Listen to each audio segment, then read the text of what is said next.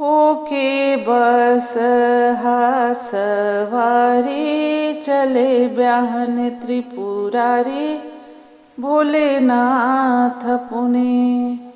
होके बस सवारी चले ब्याहन त्रिपुरारी भोलेनाथ पुने। चले ब्रह्मा विष्णु संगमा महेश हो, गौरा ब्याही घर लावे त्रिलोक के बचावे भोलेनाथ पुने। ये गौरा ब्याही घर लावे त्रिलोक के बचावे भोलेनाथ पुने।